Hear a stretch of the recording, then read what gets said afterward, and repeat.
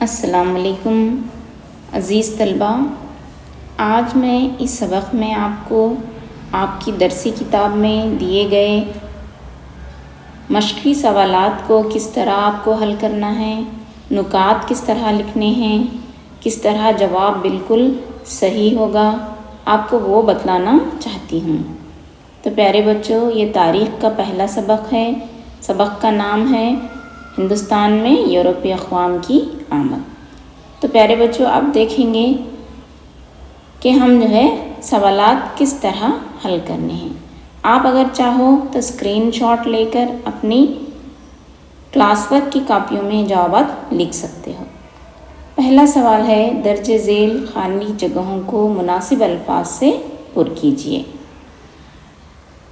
اس میں آپ کو دیا گیا ہے پہلا سوال، 1453 عیسوی میں عثمانی ترکوں نے ڈیش شہر پر قبضہ کیا۔ تو اس کا جواب آپ کیا لکھیں گے؟ بالکل قسطنطنیہ ہی اس کا جواب ہوگا۔ تو آپ خانہ پوری میں قسطنطنیہ لکھیں گے۔ سوال نمبر 2، ہندوستان اور یورپ کے درمیان بحری راستہ دریافت کرنے والا کون تھا یا ڈیش تھا؟ جواب اس کا واسکو ڈی گاما۔ آپ کو لکھ لینا بھی ہے اور یاد بھی کرنا ہے اور سمجھنا بھی ہے۔ سوال نمبر 3، ہندوستان میں فرانسیسیوں کا دارالخلافہ ڈیش تھا؟ صحیح جواب ہوگا پانڈیچری۔ اسی طرح دیکھیے، آپ کی درسی کتاب میں چوتھا سوال دیا گیا ہے، ایسٹ انڈیا کمپنی کو دیوانی حقوق ڈیش نے عطا کیے؟ اس کا صحیح جواب ہوگا شاہ عالم ثانی، جو مغل حکمران تھے اس دور میں، انہوں نے ایسٹ انڈیا کمپنی کو بکسر کی جنگ کے بعد دیوانی حقوق فراہم کیے تھے۔ اگلا سوال دیکھیے بچوں، 1757 عیسوی میں رابرٹ کلائیو نے سراج الدولہ پر ڈیش جنگ عائد کی، یا دونوں مل کے جو جنگ لڑے ہیں اس کا نام آپ کو یہاں پر لکھنا ہے۔ بالکل یہ پلاسی کی جنگ تھی جو 1757 عیسوی میں لڑی گئی تھی۔ تو آپ کو اسی طرح پلاسی کی جنگ کب لڑی گئی یہ بھی آ گیا اس میں جواب۔ پلاسی کی جنگ کس کس کے درمیان لڑی گئی یہ بھی اس میں آ گیا ہے۔ اس سے آپ کو کیا ہوگا، بہت سارے سوالات حل کرنے میں مدد مل سکتی ہے۔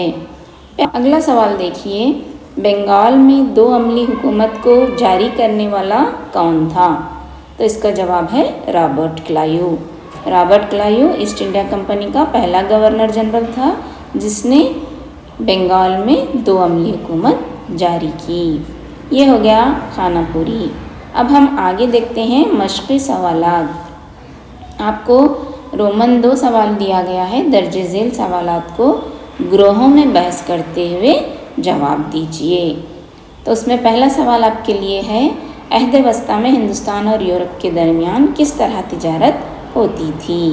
تو جواب آپ اس طرح لکھیں گے، براعظم ایشیا کو عرب ممالک کے تاجر مشرقی روم کے بیزنطیوم حکومت کے دارالخلافہ قسطنطنیہ کو پہنچاتے تھے، یعنی براعظم ایشیا سے جو بھی اشیاء لیتے تھے قسطنطنیہ پہنچتی تھی، وہاں سے اٹلی کے تاجر ان اشیاء کو خرید کر یورپی ممالک میں فروخت کیا کرتے تھے۔ تو یہی ایک واحد راستہ تھا عہد وسطیٰ میں یورپ اور ہندوستان کے درمیان تجارت کا۔ اب دیکھیں گے سوال نمبر 2، ہندوستان کا بحری راستہ دریافت کرنے کے اسباب کون سے تھے؟ جواب آپ کو اس طرح لکھنا ہے، اسباب بولتے ہیں آپ کو نکات کے ساتھ جواب لکھنا ہے۔ 1453 میں ترکوں نے قسطنطنیہ پر قبضہ کر لیا۔ اس کے بعد کا نقطہ آپ کو لکھنا ہے تجارتی راستوں کا بند ہونا۔ اس کے بعد آپ کو لکھنا ہے اٹلی کی تجارتی اجارہ داری کو کچلنا بھی یورپ کے ممالک چاہتے تھے۔ اس کے بعد یورپ میں گرم مسالوں کی مانگ۔ اس کے بعد ایک پوائنٹ آپ کو لکھنا ہے جدید سائنسی دریافتیں جیسے قطب نما، استرلاب اور بارود کی دریافت۔ پیارے بچوں، یہ سوال اگر 2 نمبر میں آیا تو آپ 2 سے 3 نکات لکھ لیں گے، اگر 3 نمبر میں پوچھا تو یہ تمام نکات آپ کو لکھنے ہوں گے۔ پرتگالی شہزادہ ہنری کا بحری سفر کے لیے ہمت افزائی کرنا، اور اس کے ساتھ ساتھ ہندوستان اور چین کی دولت کے قصے بھی यूरोप में काफ़ी मशहूर थे, जिसकी वजह से यूरोप के लोग किसी हाल में हिंदुस्तान और एशिया का जदीद बहरी रास्ता दरियाफ्त करना चाहते थे। ये हुआ सवाल नंबर 2। अब देखेंगे बच्चों अगला सवाल। ये तो बहुत आसान है। अहद वस्ता में हिंदुस्तान को तिजारत की गर्ज से आने वाली यूरोपीय अक़वाम की फहरिस्त बनाइए। ये बिल्कुल 4 हैं। पहले आए थे पुर्तगाली, उसके बाद डच, उसके बाद आए थे फ्रांसीसी, उसके बाद आए थे अंग्रेज़। इस तरह ये 4 कौमों के नाम आपको याद रख लेने हैं, पुर्तगाली, डच, फ्रांसीसी, अंग्रेज़। अब देखेंगे बच्चों अगला सवाल। दूसरी कर्नाटक की जंग की तफसील बयान कीजिए। ये अक्सर 3 नंबर में पूछा जाने वाला सवाल है। उसके लिए हम सबसे पहले असबाब लिखेंगे। प्यारे बच्चों, जब भी हम किसी जंग के बारे में या जंग के वाक़यात के बारे में या उसके तफसील लिखते हैं तो उस वक्त असबाब, मराहिल और जंग के नताइज आपको लिखने होते हैं। तो यहाँ पर हम असबाब और नताइज लिखेंगे। ये 1749 सन ईस्वी से लेकर 1754 सन ईस्वी तक लड़ी गई थी। फ्रांसीसियों ने सलाबत खान को हैदराबाद का निज़ाम बनाया और हैदराबाद के निज़ाम की हिफाजत के लिए बुस्सी नामी फ़ौजी अफसर को मुक़र्रर किया। फ्रांसीसियों की मदद से चंदा साहब को कर्नाटक नवाब बनाया। अंग्रेज़ अफसर क्लायू ने कर्नाटक की राजधानी आरकाट पर हमला करके फ्रांसीसियों और इसके हिमायती चंदा साहब को शिकस्त दे दी। ये हो गए असबाब। अब देखेंगे नताइज। अंग्रेज़ों ने अनवरुद्दीन के फर्जंद मोहम्मद अली को नवाब बनाया। जंग के बाद इसी जंग में चंदा साहब मारा गया और कर्नाटक अंग्रेज़ों के हाथों में आ गया। फ्रांसीसियों को इस जंग में शिकस्त हुई। दक्कन का इलाका भी अंग्रेज़ों के मातहत ही आ गया। हैदराबाद के इलाका फ्रांसीसियों के मातहत आ गया। फ्रांसीसियों का दक्कन पर खात्मा हो गया और इस जंग के खात्मे पर पांडिचेरी माहिदा तय पाता है। इस तरह ये हो गए दूसरी कर्नाटक की जंग के तफसीलात। प्यारे बच्चों, अब अगला सवाल देखते हैं। प्लासी की जंग के असबाब बयान कीजिए। पहले आप असबाब देखिए।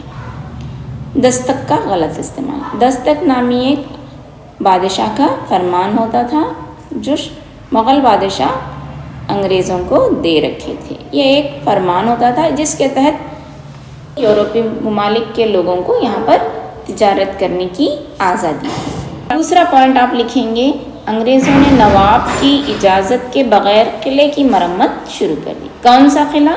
ये जो है कलकत्ता के किले की बात हो रही है।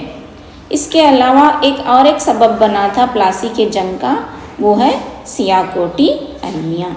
सिराजुद्दौला ने जो है फोर्ट विलियम जो कलकत्ता में अंग्रेज़ों का किला था उस पर हमला किया।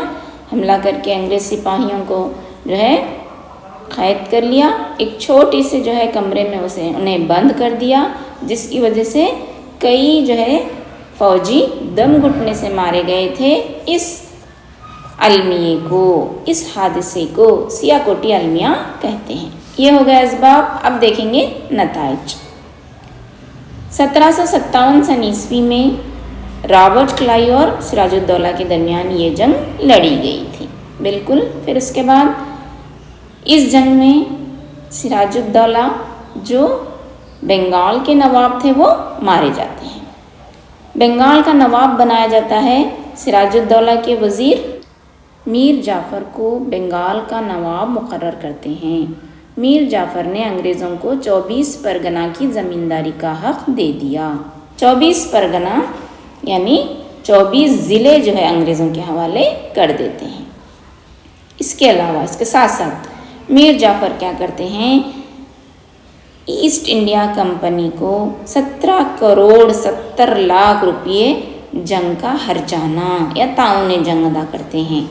जो सिराजुद्दौला और रॉबर्ट क्लाइव के दरमियान हुई थी ना जंग, उस जंग के हर्जाने के तौर पर मीर जाफ़र अंग्रेज़ों को 17 करोड़ 70 लाख रुपये अदा करते हैं। अब देखेंगे बच्चों छठा सवाल, बक्सर जंग के नताइज बयान कीजिए। ये आपके दरसी किताब में मौजूद है। इसका जवाब आपको इस तरह लिखना है। ये जंग 1764 में मीर कासिम और अंग्रेज़ों के दरमियान लड़ी गई। इस जंग में मीर कासिम, शाह आलम सानी, शुजाउद्दौला हार गए। ये तीनों ने मुत्तहिद होकर बक्सर में अंग्रेज़ों के ख़िलाफ़ जंग की थी, मगर तीनों को शिकस्त हो जाती है और शाह आलम सानी ने ईस्ट इंडिया कंपनी को बंगाल के दीवानी हुकूक अता किए। दीवानी हुकूक का मतलब है लगान वसूल करने, एडमिनिस्ट्रेशन करने, इंतज़ामिया करने के तमाम हुकूक जो है बंगाल के अंग्रेज़ों के हवाले शाह आलम सानी ने कर दिए। इसके अलावा देखिए 26 लाख रुपये अंग्रेज़ों से हासिल करके बंगाल पर के तमाम हुकूक शाह आलम सानी ने खो दिए, यानी तमाम हुकूक किसको दे दिए? अंग्रेज़ों को दे दिए। शुजाउद्दौला जो अवध के नवाब थे, उन पर अंग्रेज़ों ने जंग का मुआवजा आयद किया। उन्हें जो है 50 लाख रुपये अंग्रेज़ों को या ईस्ट इंडिया कंपनी को देने पड़े थे।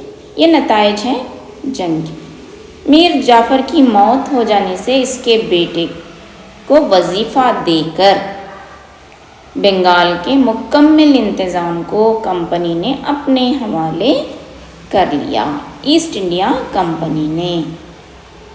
तो प्यारे बच्चों, ये हुआ पहले सबक के दरसी सवालात की मश्क। इंशाअल्लाह अगली क्लासेस में मैं आपको अगले असबाक़ के मश्क़ी सवालात की मश्क ज़रूर करवाऊँगी।